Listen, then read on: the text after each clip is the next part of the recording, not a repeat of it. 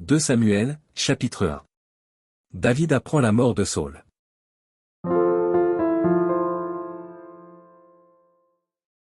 Après la mort de Saül, David, qui avait battu les Amalécites, était depuis 2 jours revenu à Tsiklag. Le 3e jour, un homme arriva du camp de Saül, les vêtements déchirés et la tête couverte de terre.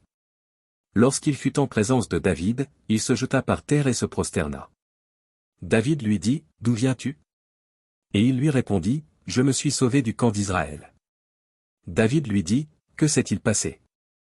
Dis-moi donc. » Et il répondit, « Le peuple s'est enfui du champ de bataille, et un grand nombre d'hommes sont tombés et ont péri, Saül même et Jonathan, son fils, sont morts. » David dit au jeune homme qui lui apportait ces nouvelles, « Comment sais-tu que Saül et Jonathan, son fils, sont morts ?»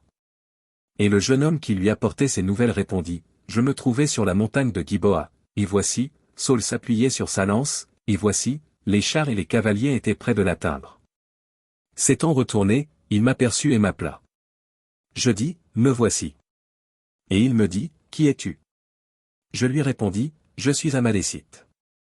Et il dit, approche donc, et donne-moi la mort, car je suis pris de vertige, quoique encore plein de vie. Je m'approchai de lui, et je lui donnai la mort, sachant bien qu'il ne survivrait pas à sa défaite. J'ai enlevé le diadème qui était sur sa tête et le bracelet qu'il avait au bras, et je les apporte ici à mon seigneur. David saisit ses vêtements et les déchira, et tous les hommes qui étaient auprès de lui firent de même. Ils furent dans le deuil, pleurèrent et jeûnèrent jusqu'au soir, à cause de Saül, de Jonathan, son fils, du peuple de l'Éternel, et de la maison d'Israël, parce qu'ils étaient tombés par l'épée.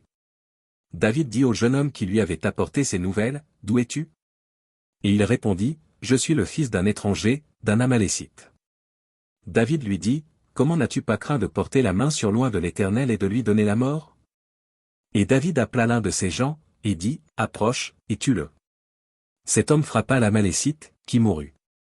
Et David lui dit, « Que ton sang retombe sur ta tête, car ta bouche a déposé contre toi, puisque tu as dit, j'ai donné la mort à loin de l'Éternel. » Voici le cantique funèbre que David composa sur Saül et sur Jonathan, son fils. Et qu'il ordonna d'enseigner aux enfants de Juda. C'est le cantique de l'arc, il est écrit dans le livre du juste. L'élite d'Israël a succombé sur tes collines. Comment des héros sont-ils tombés? Ne l'annoncez point dans Gath, n'en publiez point la nouvelle dans les rues d'Ascalon, de peur que les filles des Philistins ne se réjouissent, de peur que les filles des incirconcis ne triomphent. Montagne de Giboa. Qu'il n'y ait sur vous ni rosée ni pluie, ni champ qui donne des prémices pour les offrandes. Car là ont été jetés les boucliers des héros, le bouclier de Saül, l'huile a cessé de les oindre. Devant le sang des blessés, devant la graisse des plus vaillants, l'arc de Jonathan n'a jamais reculé, et l'épée de Saül ne retournait point ravide. Saül et Jonathan, aimables et chéris pendant leur vie, n'ont point été séparés dans leur mort, ils étaient plus légers que les aigles, ils étaient plus forts que les lions. Filles d'Israël. Pleurez sur Saül, qui vous revêtait magnifiquement de cramoisi, qui mettait des ornements d'or sur vos habits. Comment des héros sont-ils tombés au milieu du combat? Comment Jonathan a-t-il succombé sur tes collines? Je suis dans la douleur à cause de toi, Jonathan, mon frère. Tu faisais tout mon plaisir, ton amour pour moi était admirable, au-dessus de l'amour des femmes. Comment des héros sont-ils tombés? Comment leurs armes se sont-elles perdues?